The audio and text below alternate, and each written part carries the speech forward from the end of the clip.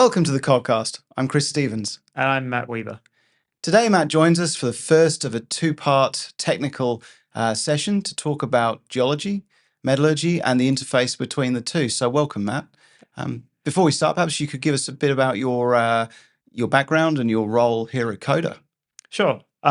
So I am the manager of Economics and Geology, or at least that's what it says on my business card.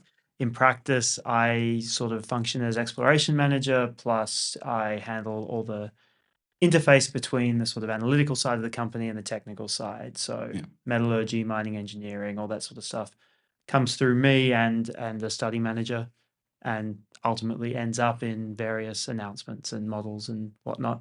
By way of background, I studied geology and environmental biology in undergrad, and then went on to do the MSc in mineral economics at the School of Mines. Yep. A degree that 3 out of 5 of us in this company share, albeit studying it at completely different times. Yeah, useful when your job is to deliver an economic project to know something about economics. Yes, absolutely. And I've been with Coda, since before we were listed, and about 5.5 years now.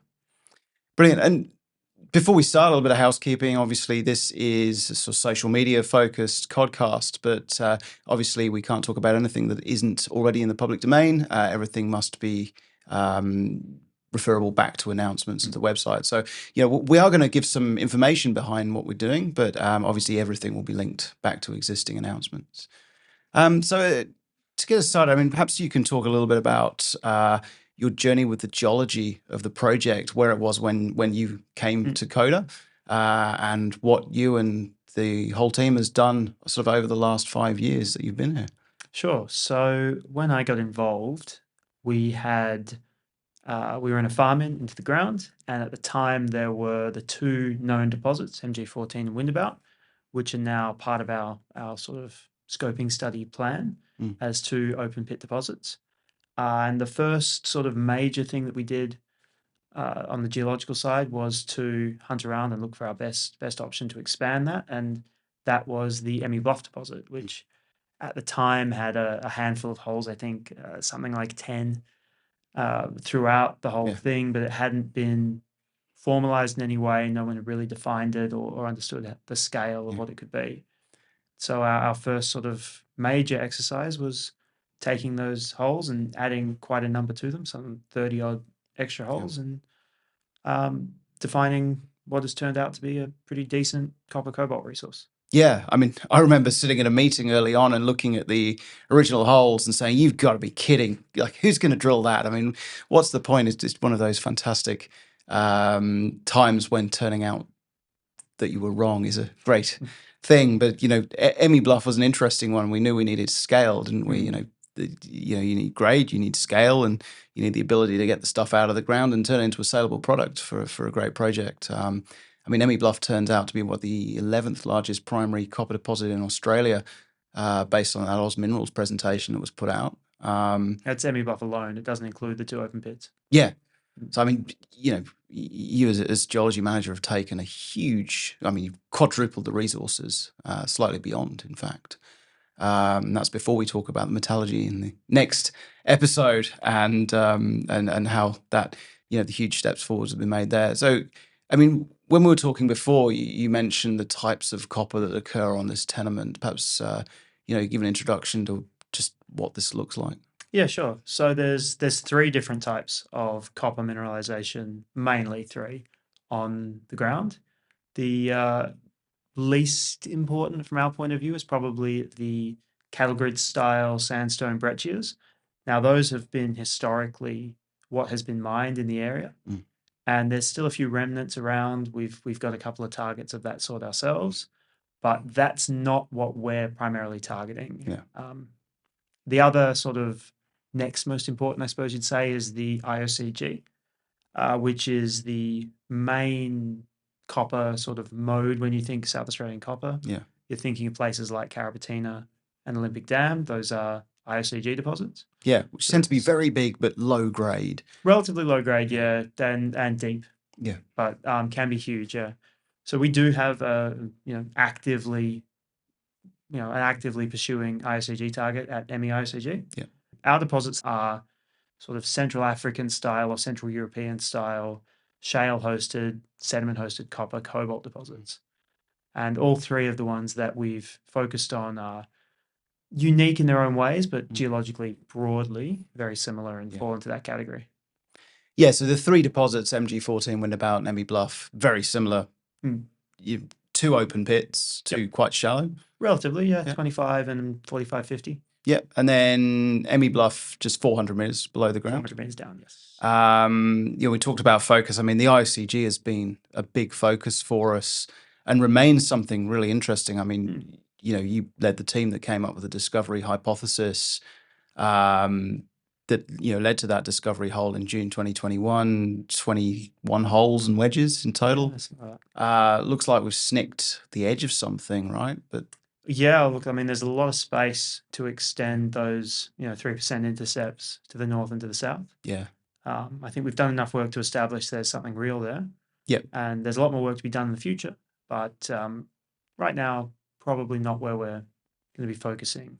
No, I mean, one of the things we've done over the last year, or you've done in particular, is sort of start to really get our heads around the exploration model on the IOCG. And would it be fair to say you know where you'd like to drill next? I absolutely know where I'd like to drill next. It's not your standard cigar of breccia that you see in Carapatina and some others, but it's certainly given us some indications of where we should be looking.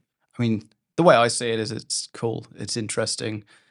We've hit something without question. We've hit a major system, and those 3% intercepts are 4, 5, 6 times the average grade of some of the IOCGs in the region. But you need scale. You do. You need that grade to, you need grade, a combination of grade and scale. We've certainly got the grade. In many of the intercepts, the scale's not there from what we've drilled. Not there yet. But, there's so much space that's undrilled. It's about 2.5 kilometer by 900 meter corridor that's completely devoid of significant drilling right up to the northern boundary of the tenement. But let's focus for the rest of the program on the sedimentary copper. Sure. Again, we were talking the other day, we're looking at some of the statistics from the Copper Council, and I think it was over 60% of copper is from sedimentary copper. Yeah, so wouldn't be surprised. People tend to think about the big giant porphyry deposits in the Americas or the IOCGs that everyone in Australia knows from places like Olympic Dam, but on a global scale, a lot of copper comes out of these large African deposits. Yeah, and they're quite unusual in Australia, this sedimentary style. So is the IOCG and the sedimentary copper linked? I mean, they're sitting almost on top of each other. Yeah, not in a genetic sense. There's this hypothesis that you sometimes run across that says the copper has come out of the IOCG and ended up in the shale. Yeah. But our work doesn't indicate that that's very likely. It's more likely that the IOCG is forming along major structures. Yeah. And those same structures ultimately were responsible for forming the basin that in turn filled up with deep water and eventually the black shale that was then later mineralized in a separate event. Right. So they're related structurally, and you wouldn't have Emmie Bluff if you didn't have those faults that were mineralized by the IOCG. Right. But the copper hasn't migrated from one to the other. Got you. Okay. And I mean, you got two enormous accumulations of copper. Are these from similar ages? Are these similar events? No, they're about a billion years apart. Billion years apart. Give or take, yeah. So you've got a breccia copper in the sandstone, mostly in the southern part of the tenure. Yep. Not too far away, you've got IOCG. And then above that, you've got this sort of Zambian style or Central European style sedimentary copper. Kupferschiefer, I believe they call it. Kupferschiefer, that's the German for copper blanket, I believe. It's your German's better than mine. It's a huge... Yes, well, I mean, it's like a blanket. I think this deposit in Central Europe is so large it crosses multiple international boundaries. It goes out into the North Sea. They use it as a marker bed in oil drilling. Really? Yeah. So, I mean, they mine it down to about 40 centimeters thick in parts, I think. But, average is obviously a few meters. So talking about sort of Emmie Bluff in particular, because, I mean, that's our main focus on where the majority of copper in the current mine plan and scoping study comes from. Now, we're going to talk another time about the metallurgy I know that you're a geologist by training, but the amount of time that we both spend talking about metallurgy and the flow sheet and spend with our metallurgical consultants is enormous. We far more than geology. Which would you say is more of a focus? Which is more important from the resource geology or the metallurgy? More important, I'm not sure I'd want to split them. Okay. If you look at our scoping study, you'll see that the copper recovery on our deposits varies between 65 and 75%, Yeah. depending on which deposit you're looking at. And improving that, would have a material improvement to the overall project, and we're Yeah. working on doing that. Yeah.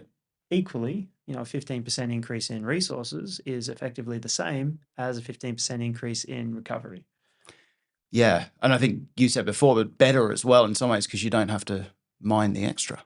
Well, you'd certainly rather the recovery if you from an OpEx point of view, but you can't get above 100%. You can increase your resources by more than 15%. Right. So, I mean, in summary, we've got the economics out there at the moment, $826 million pre-tax, a net 8% discount rate, 510 post-tax. There's an economic project based on the assumptions in the scoping study, which again is available on our website and the ASX in full detail. Opportunities to take that beyond into a much higher level. You've obviously got recoveries, which we've got a pretty significant amount of work ongoing. I think it's worth pausing that part of the conversation, coming back, talking about metallurgy, and then also obviously when results, and we don't have them yet, but when results are released, we can come back and have more of a conversation with that. Maybe even get a metallurgist in as well. And then exploration-wise, so I mean, exploration is the lifeblood of success in an exploration company. Does help. What else? What's left in the tank? What else can we do? We've got a pretty well-defined resource. Is there anything left to find? Yeah, no, for sure. So down south, where the open pits are, we still have a couple of targets. There's a few drill holes that haven't been followed up and show some good intercepts. Yep. But the scale, if it's there, is going to come from exploring around Emmie Bluff. Right. So we've got 3 really good geophysically defined targets to the south, southeast, and east of Emmie Bluff. Yeah.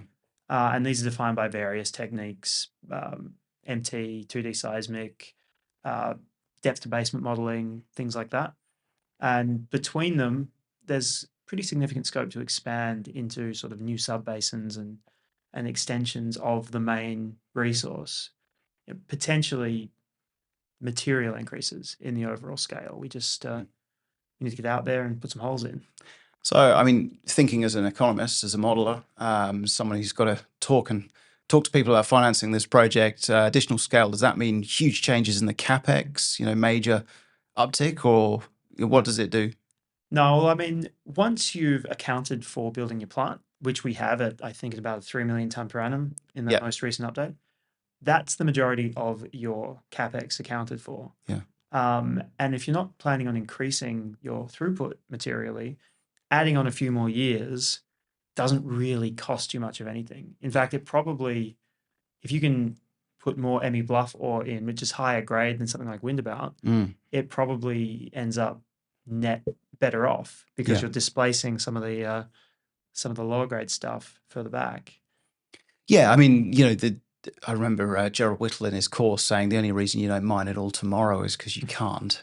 I mean, at the moment we have 14-year mine life, but really it's 11 years at full production. Additional tons from a net present value point of view without increasing scale and capex, effectively extending the mine life would be a very valuable thing to do. Yeah, it has a disproportionate effect because you aren't paying back that initial capital anymore. Yeah. So you're effectively paying back all of your costs over more tons, which make more money. But you've got to find them first. So just talking about finding them first, you mentioned some technical jargon there. You got MT, ANT, 2D seismic, depth to basement modeling, I think you mentioned. Why do we use multiple techniques? What's the value of that? It gives you confidence and it allows you to wipe out explanations that might explain anomalies in one type of geophysics. Yeah.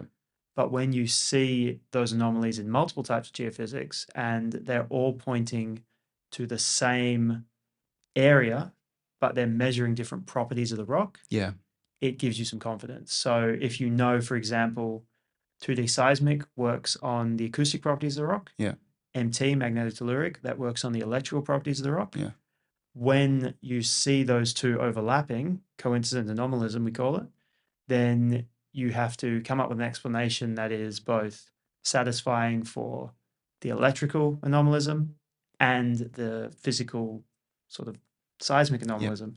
It's very hard to come up with an explanation for that isn't Tapley Shale, Right. which And is our host rock. Tapley Shale's where we find the copper in the It is, sedimentary. yeah. So that's incredibly helpful. I mean, these are questions I get asked a lot by shareholders when I get calls, and anyone watching this, always happy to take a call. Just send an email to info@codaminerals.com with a phone number and good time to call you. And I'll always call everyone back and enjoy those conversations. But I think a lot of people are saying we talk about coincident anomalism. Some of our announcements are quite technical. Yeah, that's my fault. It's your fault, but it's also the JAW code, isn't it? I mean, someone said to me, Chris, it was a 23-page announcement. It's like, yes, but 21 of those was technical and compliance information required under Table 1 of the JAW code. And I think, you do a very good job of that. It's not always easy to read. But one of the things that we're trying to achieve with this CodCast, name's taken on a life of its own, but all we're really trying to do is to give people a bit more information and say, okay, yeah, that was a 23-page announcement, but this is what it means to us, and this is why it's important. I think we'll pause here. What we'll do is, if you don't mind, get you back. I was fascinated listening to Money of Mine podcast recently. There was a metallurgist on there who was really playing up the geologist-metallurgist interplay. And, I was thinking about you and just how much of your life you spend thinking about how metallurgy and geology work together and interplay and the importance of both. And I think if there's one thing I can say with total confidence in this team, is just how important we see that. So if you're happy to come on again, we'll get you on next week. And I'm sure I can find the time. Yes. Drag you away from your leapfrog models and into the broom closet that is our podcast room. So thank you very much for coming on. No worries. I'll see you again next week. Thanks.